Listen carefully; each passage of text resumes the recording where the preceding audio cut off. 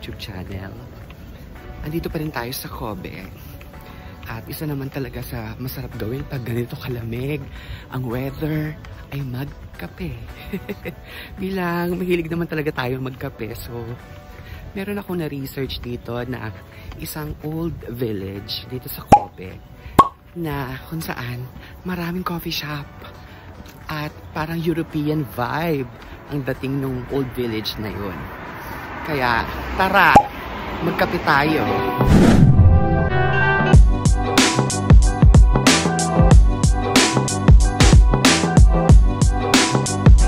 So, ito ang mga nandito. May museum, merong former foreign residents na mga houses, hilltop houses, museum, hindi ako interesado dyan. Ben's house, okay lang yan. England house, wow! And Kobe Mysterious Consulate of Czech. Ayan. So, let's go sa Kitano.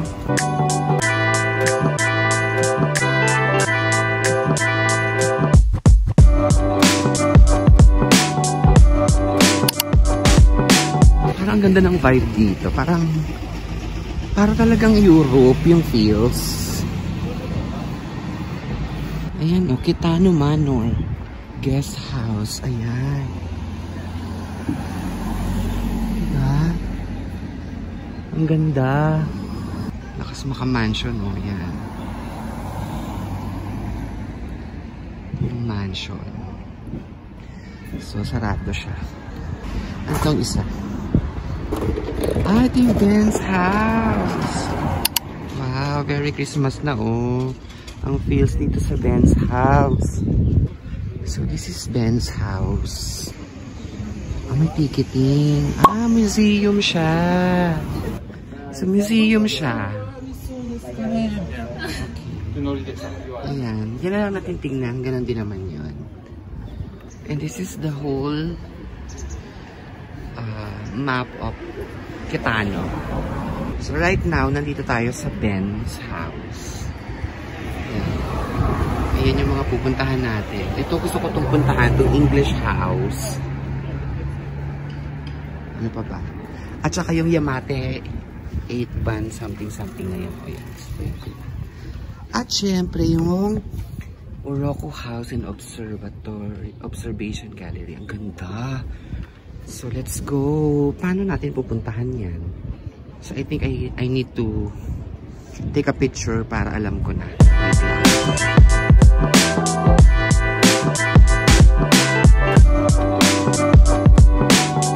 Ito oh, Rhine House. Admission is free. Free admission. O yan. Yan ang mga dapat natin pinapuntahan. Yung mga libre-libre lang. Ay oh, may coffee siya. Parang masarap mag-picture dito.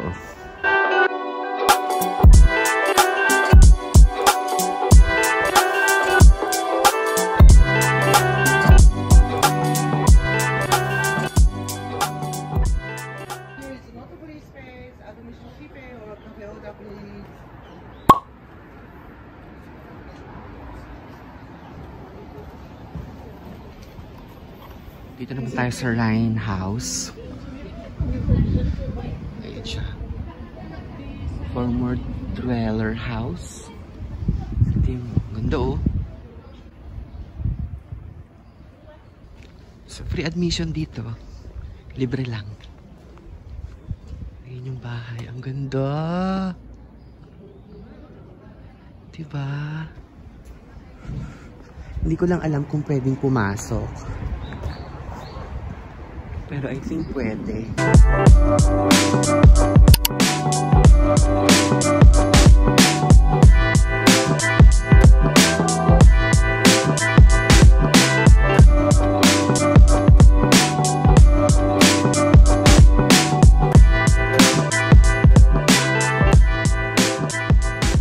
So gusto ko talagang puntahan itong si ano to? Oroco House Observatory Gallery. Galing tayo dyan kanina sa Rhino House. So, umakit na ako dito ng stairs. So, dapat maglalakad tayo dito. Sa street na to. Okay, walk. And then, first street daw. Magra-right tayo.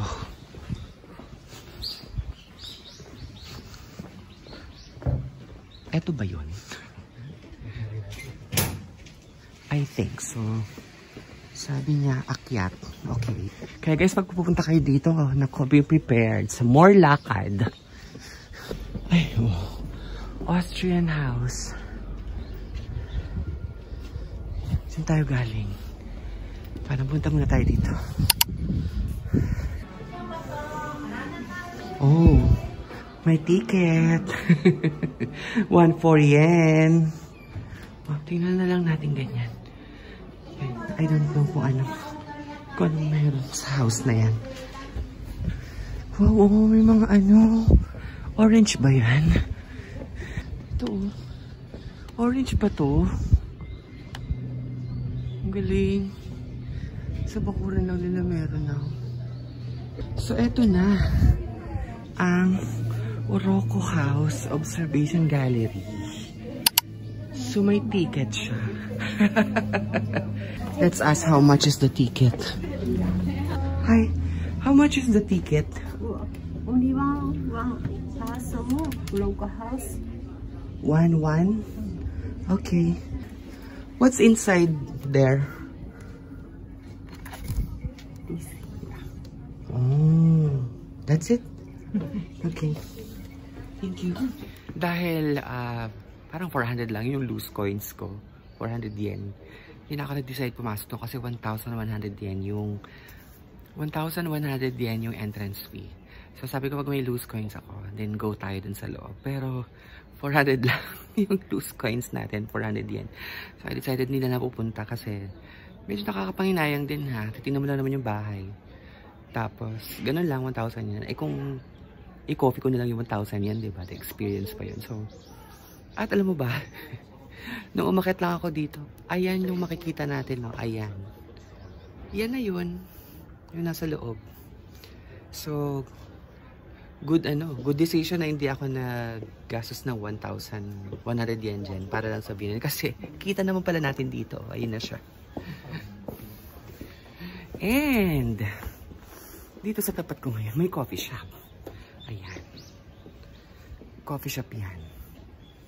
Diba? At ang presyo ng mga kape dito ay ito. O, ayan lang. 700, 650. Tapos yung dessert nila, 1,000. Yung entrance doon na presyo na nito, 1,100 yan. O, nakain ka pa.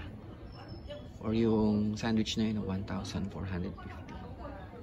So, ayan. Ayan yung 1,100 yen. Yan yung view. So, ito na siya. Yan. Buti na lang hindi talaga tayo pumunta dyan. Parang sayang din. So, dito, for a better view. Ayan. Ayan siya.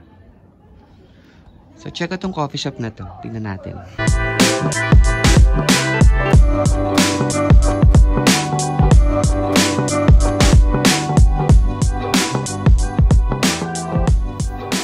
Maganda yung coffee shop, kaya lang walang tao guys. Ako lang. Malungkot magkape. Walang tao. Or hindi ko naman gusto na maraming tao. Gusto ko nga yung less din ng tao. Pero guys, ako lang yung nagkakape. Baka mamaya hindi masarap. Diba? So maglakad na lang tayo. Maganda para explore na natin itong kitaan. No? So right next to the coffee shop is another house. And this is Hillside House of Kitano. Ayan siya. Free kaya ito? Uy, may ticket din. Oh. May ticket din, guys. Tanungin natin. Hi. Hi. How much is the ticket?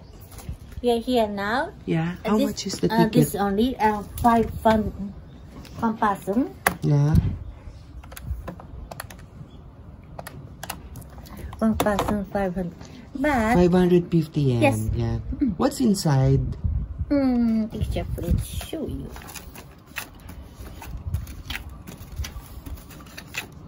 Tignan natin kung ano nasa loob. So, ito yung mga nasa loob. They are mysterious chairs for making wishes come true. Yeah. Would you like to see? I'll think about it first because I'm scared of Scared? Ayan, I'm scared of the mysterious chairs. I'm scared. But thank you so much. Arigatou gozaimasu. You're welcome. Ayan siya. Tingnan nyo na lang dito sa video. Ayan siya sa labas. Pero ang ganda ng garden nila. Oh. Lakas makapayaman talaga. And ayan. Actually, meron silang ano dito sa Kitano. Meron silang parang pass na mabibili. Parang lahat ng houses dito pwede mo nang pasukan dun sa isang pass or isang ticket. Ayan, nagpapatatak sila. So, hindi ko lang alam kung magkano yun. Kasi, nag-ano lang ako dito. Nag-walk-in lang talaga ako. Based on my, based on my research at saka sa kakapanood sa YouTube. Ayan. So, nandito na tayo ngayon. Balik na tayo sa baba kasi parang gusto ko na lang kumain ng Kobe beef, di ba? Or mag-coffee. Let's go. So, ganyan ang neighborhood dito sa amin. Sa Kitano. Sorry, magalaw. Pababa kasi ito magalaw. Yan ang neighborhood dito sa amin sa Kitano. Nakatira ako dito for like 30 minutes na. Yung neighborhood ko na siya.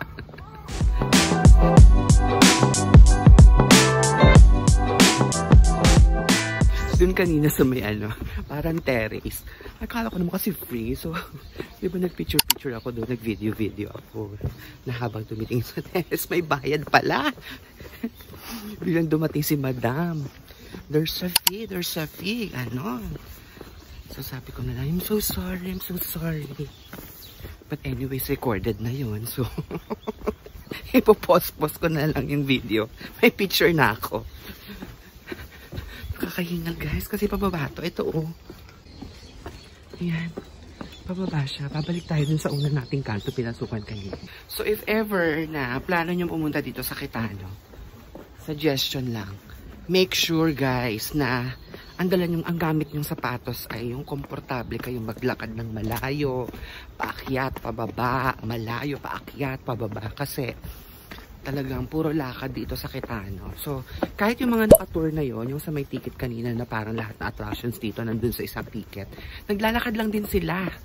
So, kung kukuha man kayo noon or gagawin nyo katulad ng ginawa ko na naglakad-lakad lang ako para wala tayong bayaran, i-ready ninyo ang inyong most comfortable and most trusted shoes dito sa pagpunta nyo sa Kitano. And we're back here. Ayan yung sinasabi ko kaninang terrace na nag-picture ako dyan kanina. May bayad pala. Kasi, ang ganda talaga ng view. Ay biglang dumating si Madam. There's a fee, there's a ticket, ganon. So, ito kasi yung view nun kanina doon sa taas. Yan ang view. Kaya buti na nakapicture na ako bago pa niya ako nasita-sita. This is the Yoga Nagaya house. May fee na naman. So, picture na lang natin. Lakad ulit tayo. Ayan. Yan yung mga coffee shop na gusto ko. Diba maganda ang view? Habang nagkakapagod na ng view mo, katapat mo ang English house. Diba? Parang ka na sa Amerika.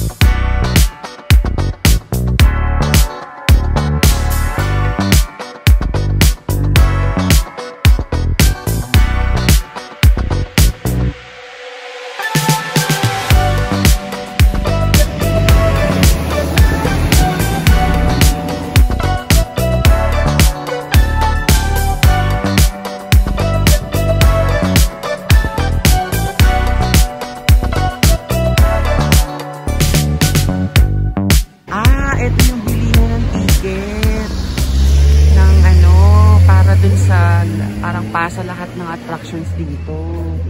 Ito pala yun. So, tanungin natin kung magkano.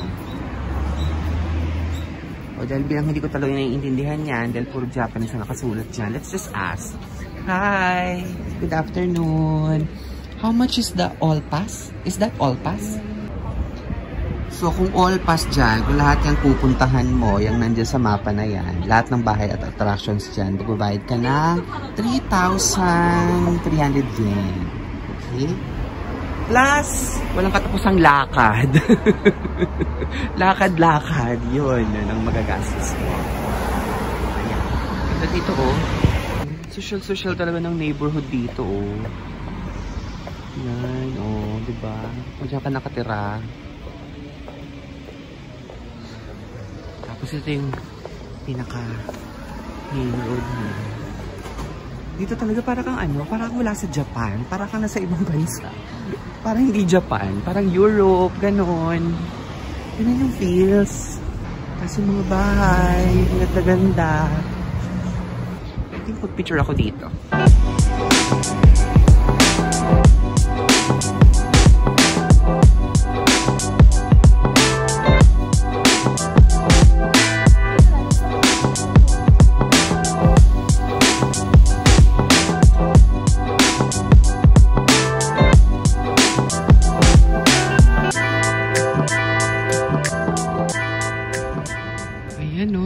Kobe beef yam again.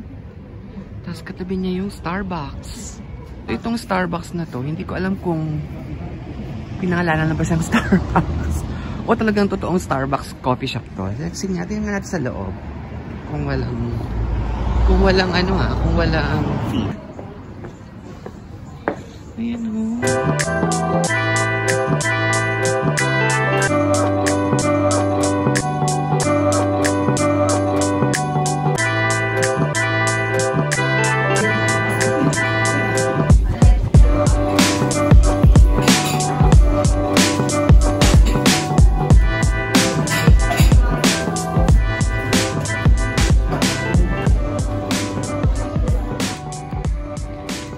Ganda talaga dito sa Kobe. Iba yung feels. Very ano lang siya. Very relaxing lang siya. Walang masyadong tao. Ayan o, konti lang yung mga naglalakad. Hindi katulad dun sa mismong Osaka na madaming tourist. Dito konti lang. Kaya ang sarap maglakad.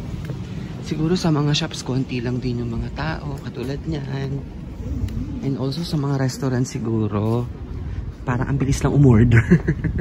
Yung pagpunta mo, ikaw agad. Ayan, may cake stand pa dito, oh. Iwas na muna ako sa matamis. Oh, diba? Café de Paris. Ang ganda.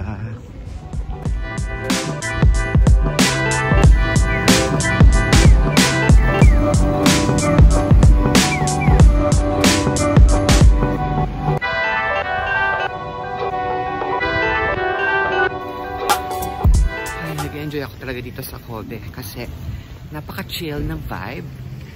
Very relaxing. Walang masyadong tao. Konti ang tourist. Pero maganda ang sightseeing. Kung na-appreciate nyo yung mga ganong klase ng mga old houses na andito ka sa Kobe, Japan. Pero yung feels is para ka nasa ibang bansa pa din. Parang Europe na may pagka-US na gano'n. So, kaya na-enjoy ko siya. Pero, nagugutom na ako guys. Gusto ko na kumain ng Kobe beef. Para matry na natin yung authentic Kobe beef. Kaya, let's eat!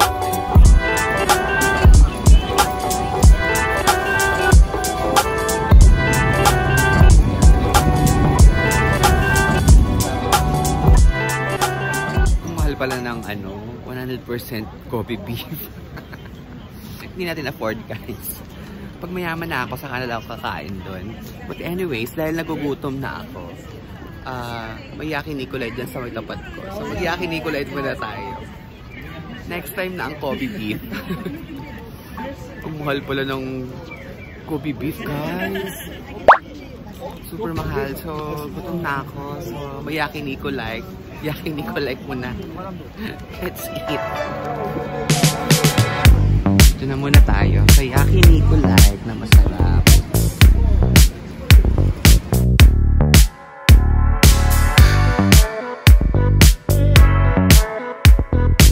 Yes,